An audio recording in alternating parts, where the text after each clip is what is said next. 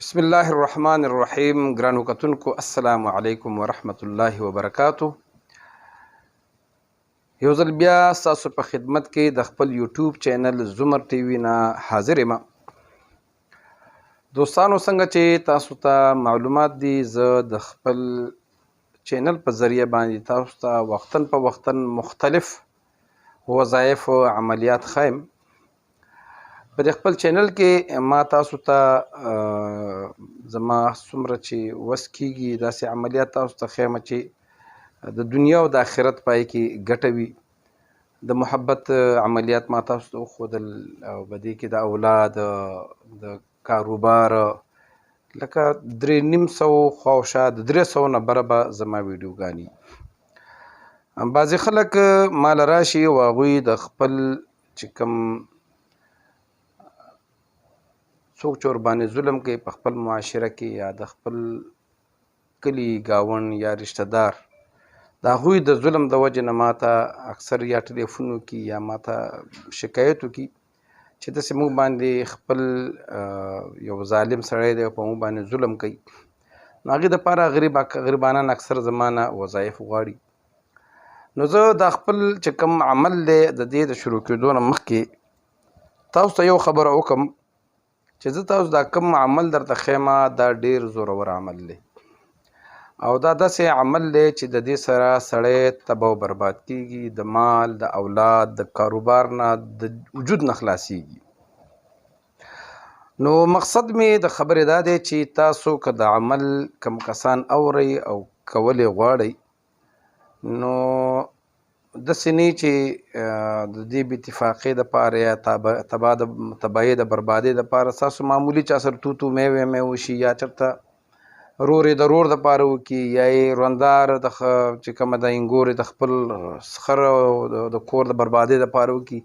اکثر د خلکو دا ذهن کې چې جنۍ کله را واده شي نو هغه چې زما ځان له کور شي او دوی خپلو کې بې اتفاقي جوړه شي، یا داسې نور بس حاسدانې چا سره خپل څه ذاتیات او د هغې د وجې نه دا وایي چې مونږ یې د چا د کاروبار د بربادۍ دپاره وکړو. نو زما د طرف نه اجازت بلکل نشته.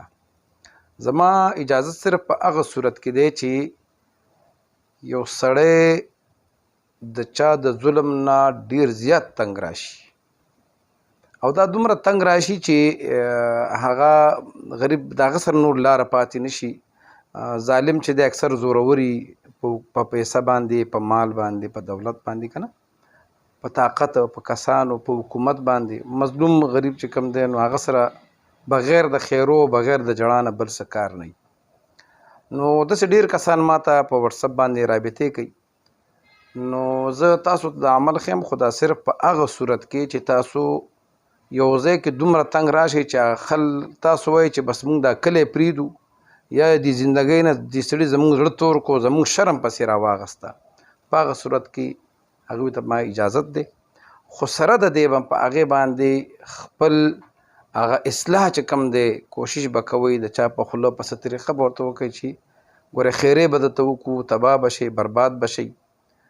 نو که بیا هم هغه نه منله نو بیا دا عمل هغه کولی شي د بې ګناو دپاره، یا د ذاتي رنجش دپاره، یا د چا د فضول د بربادۍ دپاره زما طرف نه اجازت نشته. او که چا بیا کوو نو که دنیا کې هم به ورته نقصان میلاویږي، او د آخر نقصان به په خپله ذمواري، او دا عمل به په هغې باندې الټه کېږي.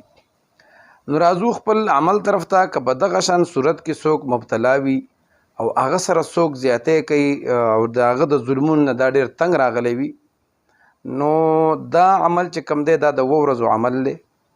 او داسې چل به کوي چې د ماښام لکه د نور پرېوتو وخت کې دا کم کس، دا مظلوم چې کوم دی، دا به داسې وکړي چې دا خپل دشمن یا دغه ظالم به په تصور کې راولي، او کله یې تصور کې راوسته نو داسې چل به وکړي چې دا به یې په تصور کې کاف، دا لاسونه به یې دواړه داسې کولاوي، کاف ها یا عین صاد، دا لاس به موټی کی، بیا ها میم عین سین قاف، بیا به چې کوم دی دا لاس موټی کی.